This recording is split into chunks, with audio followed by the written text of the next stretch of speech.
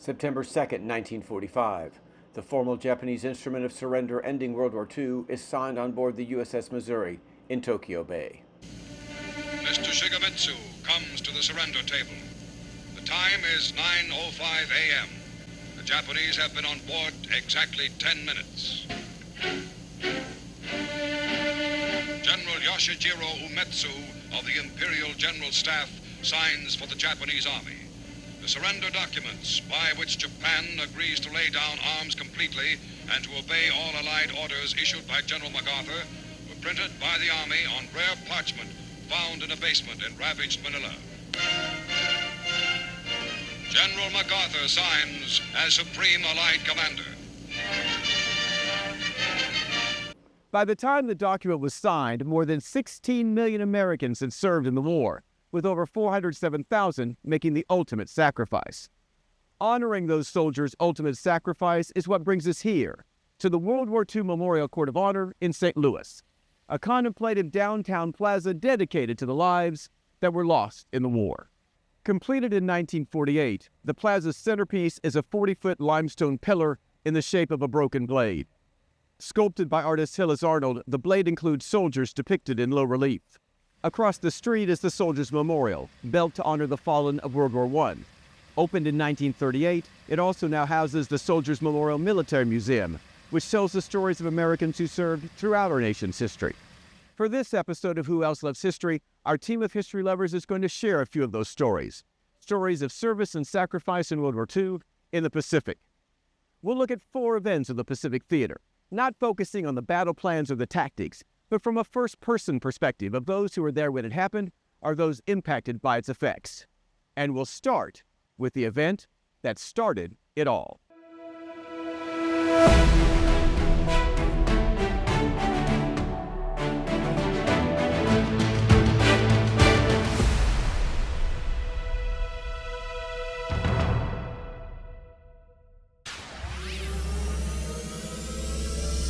The place, Oahu Island, Hawaii. The date, December 7, 1941. The occasion, the Japanese attack on Pearl Harbor. Dawn broke at 6:26 a.m. Hawaii time as residents of Oahu and military personnel at Pearl Harbor slept on a quiet Sunday morning. Little did they know that just 16 minutes earlier, the first wave of planes had taken off from Japanese aircraft carriers 200 miles north of the island. Following a plan developed by Admiral Isoroku Yamamoto, a second wave would take off an hour later. At 7:02, a radar station at Opana, Oahu spots unidentified aircraft heading toward Hawaii, but at 7:20 a.m., an Army lieutenant disregards this report because he believes it's a flight of US B-17 bombers coming from California. At 7:40, the first wave of Japanese aircraft reaches Oahu, and 9 minutes later, Captain Mitsuo Fuchida breaks radio silence to shout "Tora, Tora, Tora," the coded message informing the Japanese fleet they had caught the Americans by surprise. At 7:55 a.m., the attack begins. Jimmy Lee, a teenager living on a farm in Oahu, describes what he saw as the planes arrive. Just before 8 o'clock, all of a sudden, wow, the rows of the airplanes coming by, flying real low. And then we could see some funny-looking red circles under the plane. At the same time, Robert Kinsler and his fellow Army soldiers at Schofield Barracks above Pearl Harbor are awakened by the gunfire and explosions. We ran out onto the lanai. The plane was only about 30 feet from us. We saw that both the pilot and the gunner wore a brown leather helmet with a fringe. There was nothing above Pearl Harbor except just very dense, like smoke from the burning oil. At 8:10 a.m., Jimmy Lee and fellow family members are watching the attack as the USS Arizona explodes. And all of a sudden, you could see smoke coming out from the Arizona, dark smoke and fire, and then all of a sudden that loud explosion. It was a sight, something that you could never forget. There was Jimmy and his family continue to watch as additional ships are struck and sunk by the Japanese, and at 8:54 a.m., the second wave of attack begins. We ran up into the fields, up in the hills, a couple of miles away from us, hid out in the caves. It seemed like hours, but only about 2 hours had gone by, and then all of a sudden it was quiet.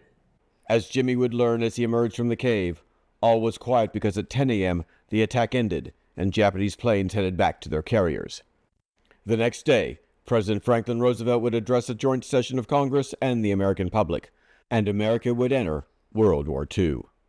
For Americans not at Pearl Harbor, learning of the attack occurred in a variety of ways, from announcements on the radio to neighbors shouting down the street.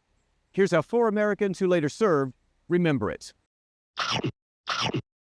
I'll never forget. I was riding a Natural Bridge bus downtown, and we went around the corner of 12th and Washington and 12th Street. The paper boy was hollering, "Extra, extra, Japan just attacked Pearl Harbor." I lived in St. Louis. I was working in drugstore. And I remember listening to radio in the drugstore. And I remember them talking about Pearl Harbor being bombed.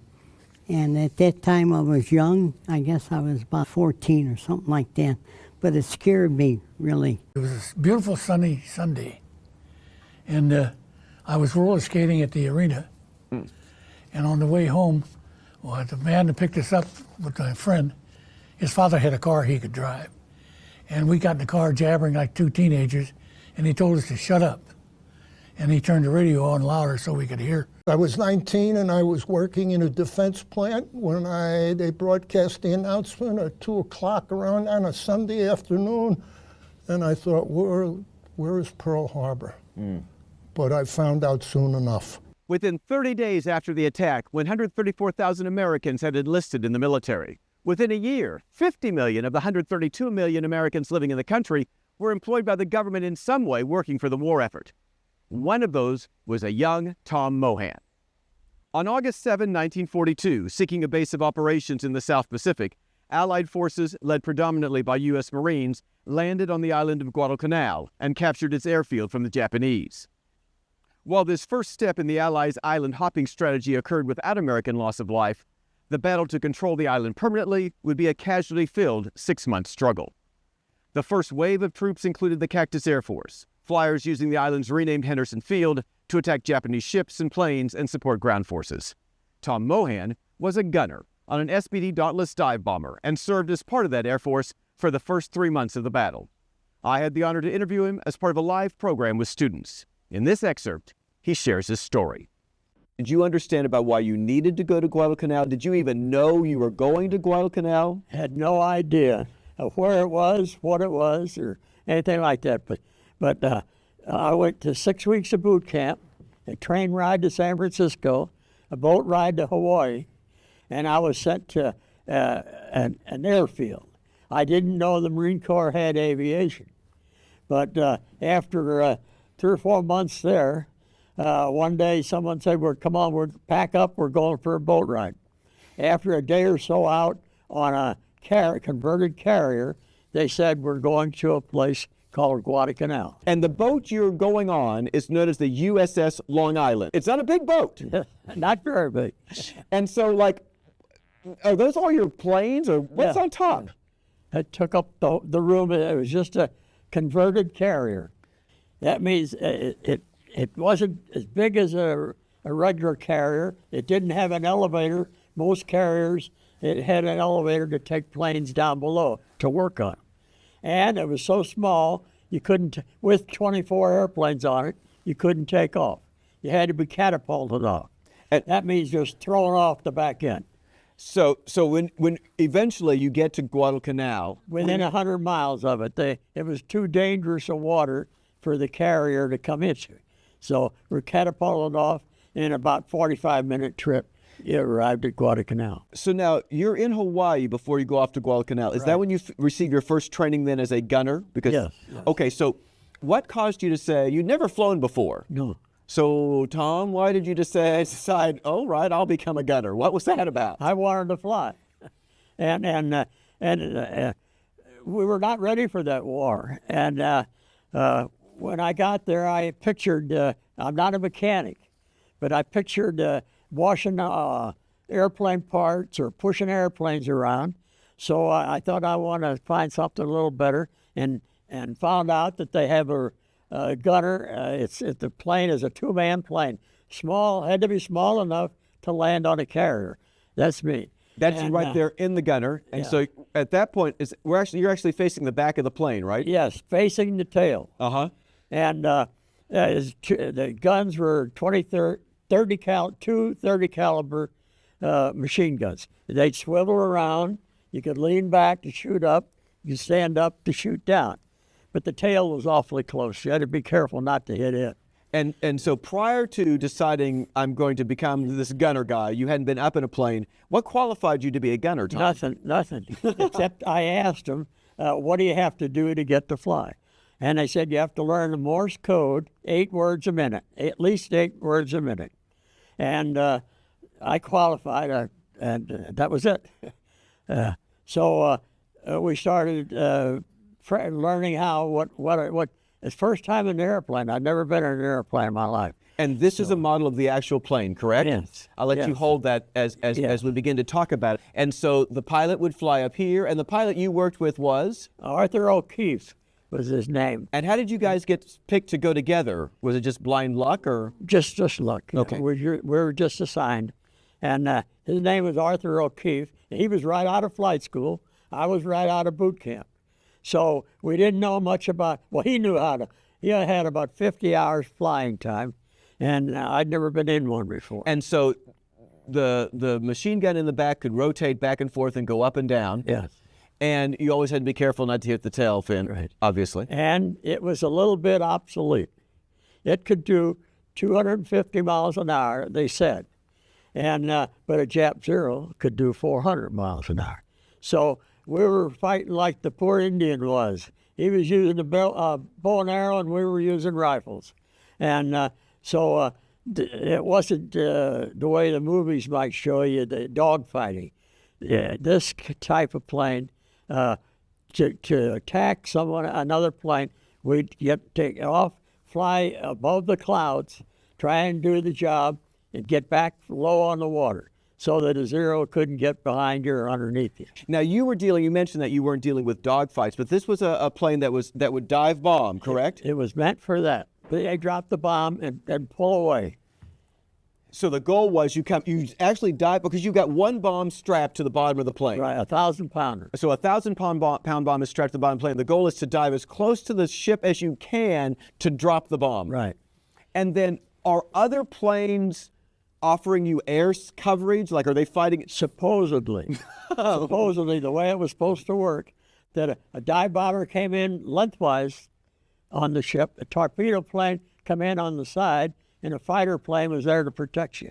But the fighter planes didn't want to tangle with Zeros. They were too valuable to try and stop the bombers. The bombers come over every day. So their job was to try and stop them. And we didn't have any torpedo planes. And so it was, you had a nice target, though, the length of the ship. You come in and drop the bomb from about, you start out about 7,000 feet. Otherwise, you needed oxygen if you went a little higher. And yet, a nice long target, not too wide, but you were within 500 feet when you pulled away from it. Our purpose was to damage ships, to stop ships from coming in, to land troops on Guadalcanal. Let me stop you there for a minute. I've got a map I want to bring up, which gives you an idea of the various kinds of things that were happening. This is a closer-up version of Guadalcanal, and you'll notice right here is Henderson Field. That's the airstrip Right. where Mr. Mohan and his compatriots are going to be working from. But all of these arrows that you see represent naval engagements and naval movements. So the red lines are Japanese ship movements. The blue lines are Allied movements. You see aircraft carriers and other kinds of ships out there. They're engaging in warfare back and forth. Planes are doing fighting back and forth. And your job is to try to disrupt the Japanese so you can either land troops on Guadalcanal or move them to somewhere else in the Pacific that you want troops to go. Right. Well, now, did you have to worry? Were the Japanese constantly attacking the airstrip? Yes, they were. And they attacked it every night with destroyers, cruisers, and you never forget if you heard a 14-inch shell going over your head. That's the biggest, compared to an American ship that would shoot 14-inch shells. But it sounded like a boxcar going over your head end over end. But there was no particular target. There was nothing special there except a runway and a pagoda, a Japanese pagoda on top of a hill. That was the only targets. Everything else could be repaired. When they bombed the runway, it was gravel. It could be patched up during the night. We've got some footage of actually newsreel footage of the Japanese bombing the runway. So you wanted to get some examples of the kind of combat. The Japanese were bombing the airstrip daily, on a daily basis. And so when you were landing planes and taking off, you were constantly having to deal, I guess, with big potholes. I mean, you were resurfacing the airstrip all the time. Right, right. And why did it matter so much that you had control of this airstrip in Guadalcanal? Because the battles of Guadalcanal are pretty vicious. There's a lot of fighting going on here. Why did it matter so much? Well, the Japanese were on their way to New Zealand and Australia, and they were going from island to island, and which they could do with a small plane. Carrier could carry small planes, but they wanted to go from island to island, and they were doing fine until we stopped them at Guadalcanal. Yes, and we saw some damaged planes there, and actually, it wasn't like you were getting resupplies constantly, correct? No. You had a limited amount of planes, and so if some plane got damaged in some way, you had to like take parts off of it to fix the plane that you had. And there you guys see really good visuals of the airstrip itself right there. Not a very long strip, basically just dirt and gravel. And there was no information or no such thing as radar. It was by radio. The Australian coast watchers, they call them, were in the jungles further north. And when they'd see bombers in the air coming down, they let us know by radio, and what you call scramble, we'd get everything off the ground. We'd fly our planes off the road, get out to sea for a while until they'd gone. And that gave our fighter pilots, which there were only 12, a chance to stop them, to damage them. Did you fly both day and night? No, not night. You had an exhaust, a shard exhaust, and you'd be like fireflies up there in the dark, and you never knew what was on the water. The Japanese had control of all the water, of the whole South Pacific for a while, and so it would be very dangerous to fly at night. They could shoot at you, and you wouldn't know where they were. We're going to bring up some images. We've got a number of images of you at Guadalcanal, or you in different stages of uniform. And as we talk about this, talk a little bit about the nature of the conditions. Describe what the living conditions were like for you That guys. was when our equipment finally got there after a week or so. Okay. We were sleeping under the wing of the plane, and the mechanics were too. So that was when it first came in and was piled up for everybody to go get his own sea bag. And we were in tents like MASH. Like, if you ever seen the TV program of MASH, you know what size tents they had. And there were 6 or 8 of us in every tent and the foxhole behind it. And it's August 1942. It's hot? I mean, you're in the South Pacific. I'm assuming it's pretty hot and humid. And did you have to deal with, were we talking mosquitoes and bugs? And did you have to worry about, I don't know, malaria or mosquitoes? Yes. Did you got all your shots, so to speak? No one ever left there without malaria and diarrhea. And the food, that's the way you lived. And some people cut the dungarees off and made charts out of them. And that's the size tent. And the food was 2 meals a day. One was pancakes, and the second one was, I was curious one day, and I went up to the cook shack to see what they had to eat. And I saw 10-gallon cans with something about that long, and maybe a little thick, and found out it was lamb's tongue, just the tongues, whole cans of them. But we had a wonderful cook. He knew what to do with them.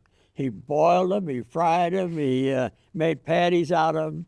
And so if you hadn't gone up to the cook's tent to see what they looked like, it wasn't bad.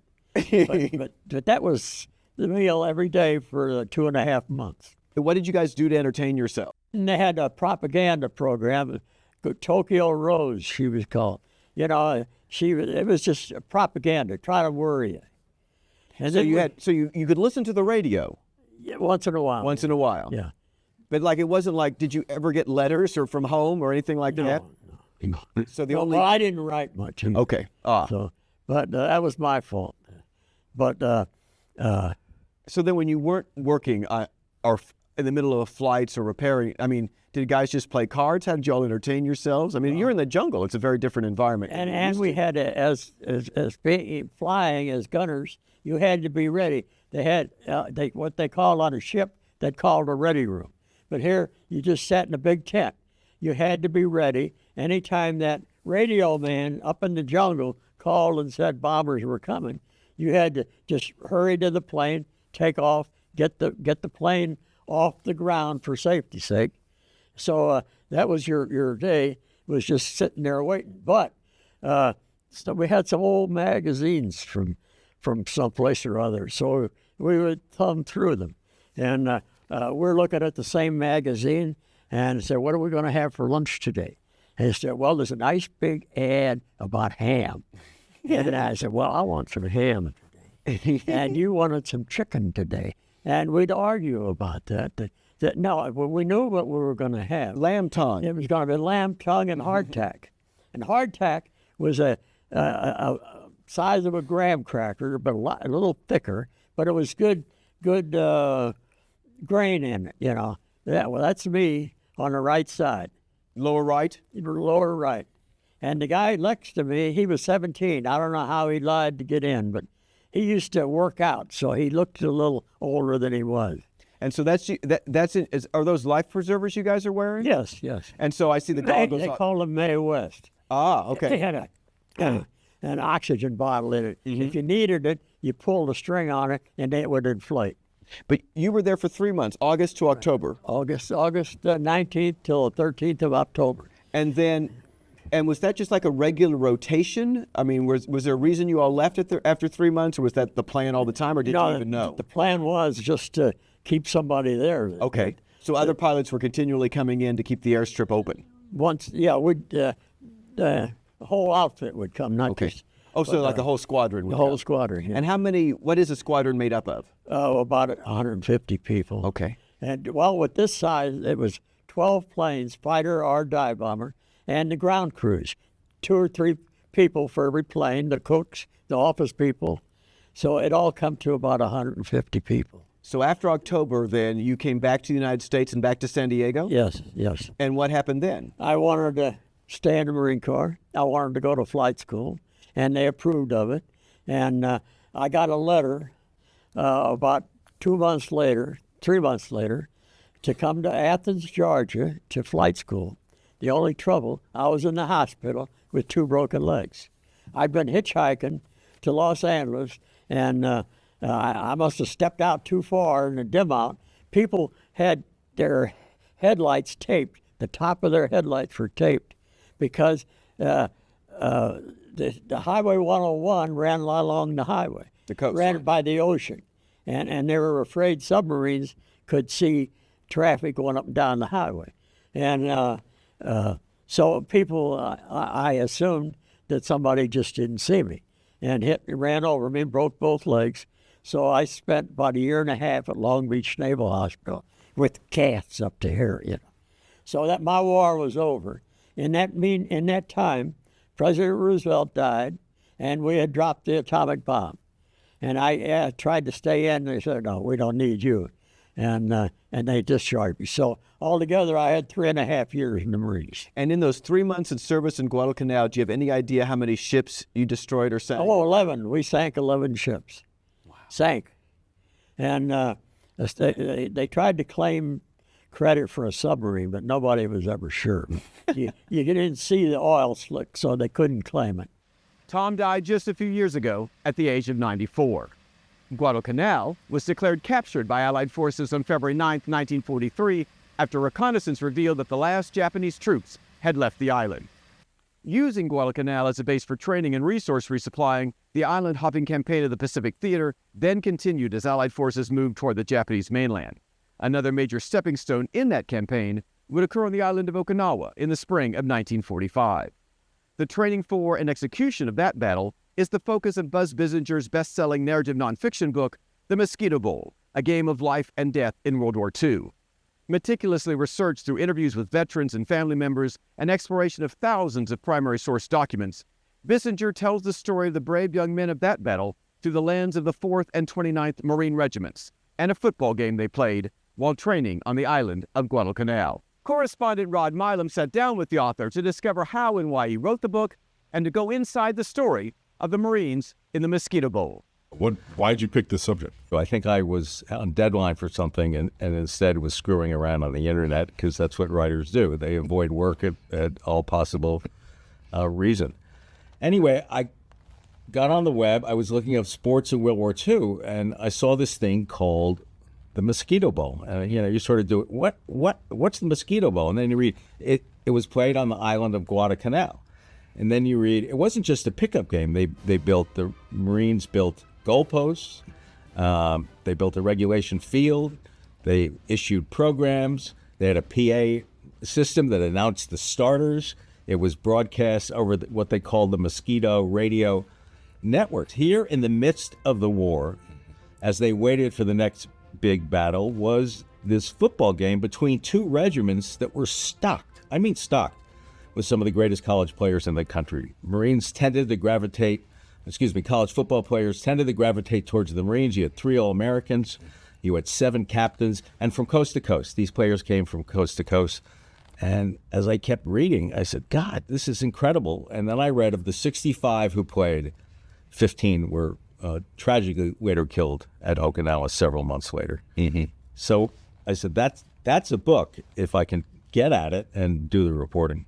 You kind of give profiles on individual players, and you go a little bit into their history, because some of them were military schools, some of them were just farm kids, some of them weren't. How did you decide to actually go through it in that way? I think it was an interesting way, because of your background, I was expecting more of a sports book, and it absolutely wasn't. You got to deal with the devil you have in a way. It was John McLowry, who had gone to Brown and had played for the New York Giants. There was Dave Schreiner, who was a farm boy from Wisconsin. There was his best friend, Bob Bauman, who was from Harvey, Illinois, which was a gritty, tough working town. And then there was Tony Butkovich. I say that because it's the best football name ever. Of course, like Butkus and Butkovich. Yeah. And and this was amazing to me. His father came from Croatia, spoke no language. They landed in St. David in Illinois, a rough, tough, coal town where many Croatians went, worked in the mines. And he not only had Tony, he had 3 sons out of 7 who went on to universities on football scholarships. And that's the American dream. The actual playing of the one game, percentage-wise in the book, took up a very small part of what you had. You were really talking about the war. Well, part of it is the reality that there was actually only one game. And the origins of it were, they were on Guadalcanal, the 6th Division of the Marine Corps. They were training for months. They were getting bored. They were getting antsy. Because at a certain point, let's go. I want to know if I'm going to live or I'm going to die. I don't want to dwell on it, and I don't want to keep thinking about it because it's going to drive me crazy. Yeah. They were always looking for interesting diversions. There's so many Betty Grable movies you can watch. And they would argue over beers, and they were Marines. So they finally said at one point, we don't argue, we get it on. Let's get it going. And that's when they decided to have this football game as close as they could get to the real thing. 1,100 Marines came as spectators. They were drunk on their butts with beer. They were allowed to. They gambled. It was the last time, particularly for the players, I think, that they were allowed to be boys. But really, right after that, it was back to training, and it was serious training, because they were going to Okinawa, which turned out to be by far the bloodiest battle of the Pacific, and actually one of the bloodiest battles in history. And you didn't shy away from many subjects, and you certainly, because you spent the last third of the book talking about basically the Battle of Okinawa and everyone dying. Correct. Why did you go that direction? Because I think we sanitize war. I think we sanitize war. I think all movies sanitize war. There can be really good ones like Saving Private Ryan. But war is horror. War is brutality. War is unimaginable. And I wanted to get that across. I wanted the reader to know what war is really like, how awful it is. In some ways, maybe it's an anti-war book. But I did not want to shy away from it. I wanted the reader to feel, what is it like when you're on a ship and the kamikaze suicide planes of the Japanese are coming at you?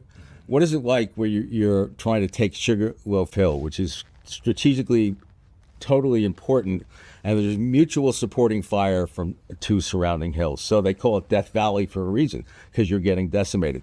The reader had to feel what war is, all the blood, all the gore, all the maggots, and I wasn't doing it to be sensational. Because I want people to say, frankly, Why do we fight these things? Why do we have wars? Look what these men went through. And is there any way to stop it? And I don't know. But if people want to call it an anti-war book, that's okay, because I think in subtle ways, that's what it is. You know, you are going to feel what it's like to be a Marine on the front lines, going against an enemy that not only was savage and brutal, but strategically was far superior to us. When they got to Okinawa, they get to the beach, it's 180,000 troops. We didn't know where they were. We just figured they'd be on the beach. They had no idea where they were because the Japanese had basically hidden and gone underground, and they had formed what they call the Shuri line across the island, making their stand. And for a period of time, the Marines and the top command thought maybe they went home. Maybe they quit. But I can tell you for sure they didn't quit. The Japanese lost 60 to 100,000 of their men. The Americans lost 13,000, almost 6,000 of which were from the Navy, the biggest single loss of life in a battle. And the civilians, as many as 150,000 civilians die. And this term, collateral damage, is the single worst term I've ever heard. These people were terrified, innocents caught in the crossfire. And I want to say the Americans did everything they could to save them and keep them out of the crossfire. But what would often happen is you were told and instructed, you shoot at anything that moves at night, because the Japanese like to ambush and they like snipers. And they would plead with the Okinawans. They said, don't go out at night. Wait till morning, because if you go out at night and we hear a sound, we're going to shoot. We're going to fire. And, but understandably, they were confused. They were scared. They were trying to get some rice. And, in some cases, a Marine would wake up the next morning and it wasn't Japanese. It would be a grandmother and a mother and a little baby. And I can tell you from interviewing veterans, you never forget that. I mean, I saw one vet, a terrific guy, crying 80 years later, because obviously that had happened, to him. And I also wanted to write that, look, in battle, in war, men are sacrificed. But they're often sacrificed because of wobbly objectives that the top command knows may kill these guys. And I portray a battle called Tarawa, which was the first contested battle in World War II, the first contested amphibious assault. And the Marines could not get over the coral. They knew the top command knew the tide would be too low in all probability. And so they had to jump off these boats. They're half a mile away. Water is up to their neck. They're holding their rifles over their heads, and the Japanese machine guns are just blowing them away. I believe it never, ever, ever should have happened. You delay it. You at least give these guys the benefit of the tide. But, we have to do it now. We can't delay it. Well, many battles were delayed. It was tragic. The complications between all of the war, again, this is not a sports book, right, but the Navy saw that, at least the way that you portrayed it in the book, the Navy said, sports, this is a way to get through it. Correct. Was that what drew you in, or was it the war thing? No, I actually found that fascinating. I mean, I was doing it as I was doing research. It wasn't that I was shocked. I found it fascinating. The Navy believed in football.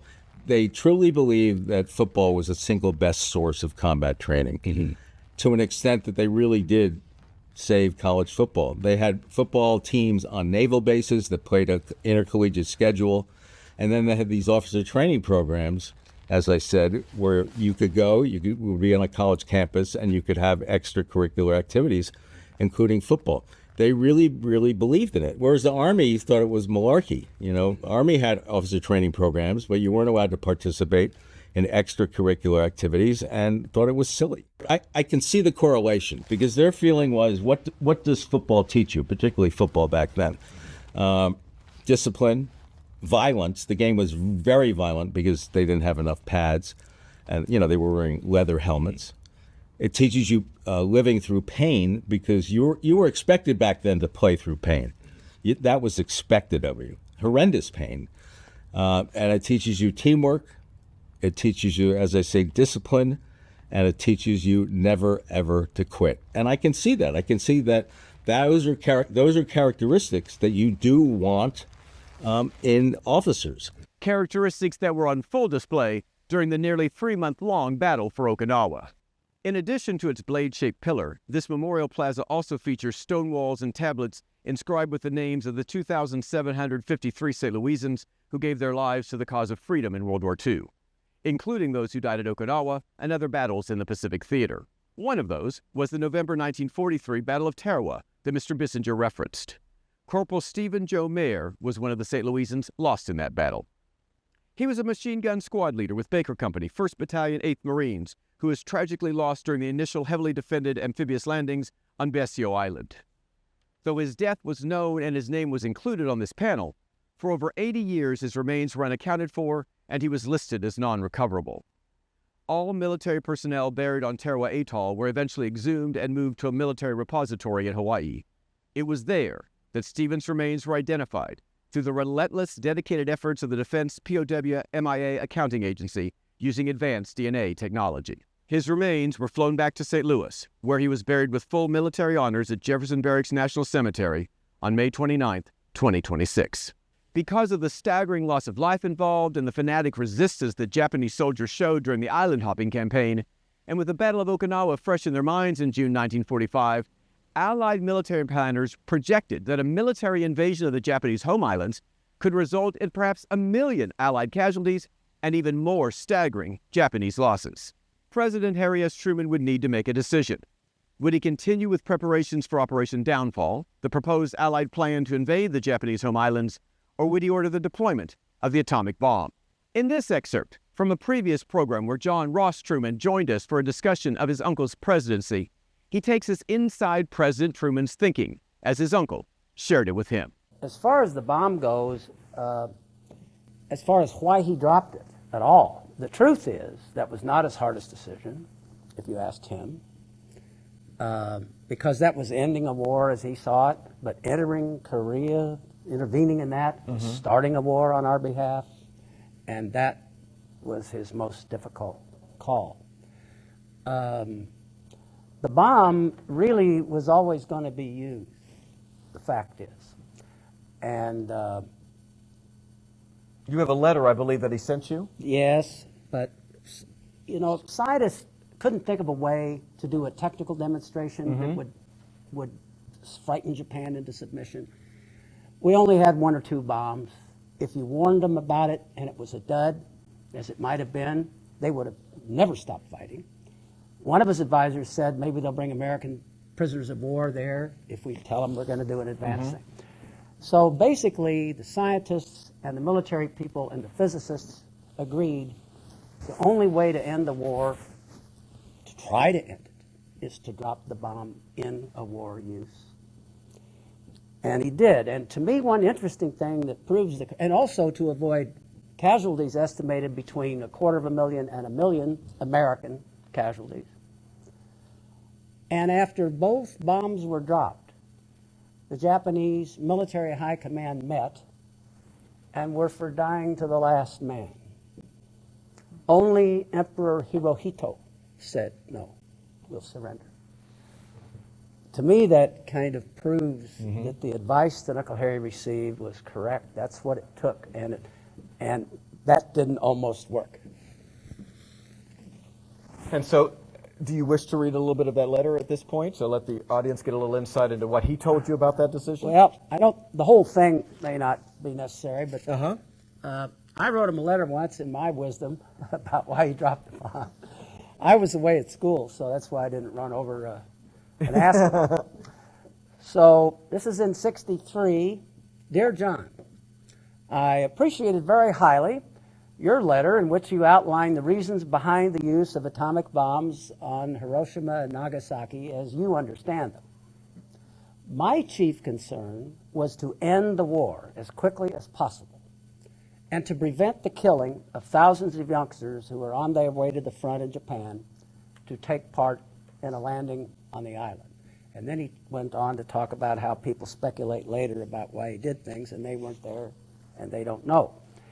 He had been a combat commander in World War I. And Before him, there hadn't been a lot of that, Roosevelt and Wilson and so on. So he was in heavy combat. And he had a personal feeling. He was the commander-in-chief of Americans who were now doing what he had done.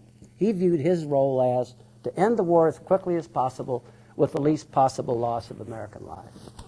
And he never regretted it. Japan's Emperor Hirohito announced his nation's surrender on August 15, 1945. And that brings us full circle, back to the event we started the program with, the formal signing ceremony of Japanese surrender on September 2nd. As we end today's program, we leave with three final thoughts. First, an invitation, anytime you come to St. Louis, to visit the memorial, to see the names of the fallen. Over the years, additional tablets have been added with veterans who lost their lives in the Korean and Vietnam Wars and subsequent conflicts. And then, two more videos for you. First, a short memory from Claire Miney, a St. Louisan who shares what it was like for America when the war finally ended. And then Buzz Bissinger reflects on the greatest generation, how they served in World War II in the Pacific, on home fronts and battlefronts elsewhere, and the legacy they leave us today. Thank you for watching. It was the end of rations. We looked forward to a different way of eating. We didn't have to worry about the meat stamps, and we even had shoes we wanted. We didn't have to wait until we had a ration stamp for that. And the men were coming back. They were settling. A lot of them had married during the war. A lot were getting married. The housing was, it was hard to get a place to stay because there were so many more married people. They wanted to be on their own. But usually it was a great feeling. We had a common purpose. Everybody served. Everybody served. You know, women ran manufacturing. As I already said, African Americans, despite horrendous racism, signed up by the millions. And men of every socioeconomic stripe were in combat. There is no red state or blue state in a foxhole. You would have a PhD from Yale, and you're next to some guy from Brooklyn with a sixth grade education. You don't care at that point. You've got to know each other. The best way to bridge differences is to allow people to know each other, to gain respect. At that point, they love each other. They care about each other. And the only thing they care about then is watch my back. It was beautiful to see, as I wrote about it. It was beautiful to see what this country can be if we everyone should have beliefs, everyone. But what this country can be if we put aside differences and we rally to a common purpose, because that was done in World War II.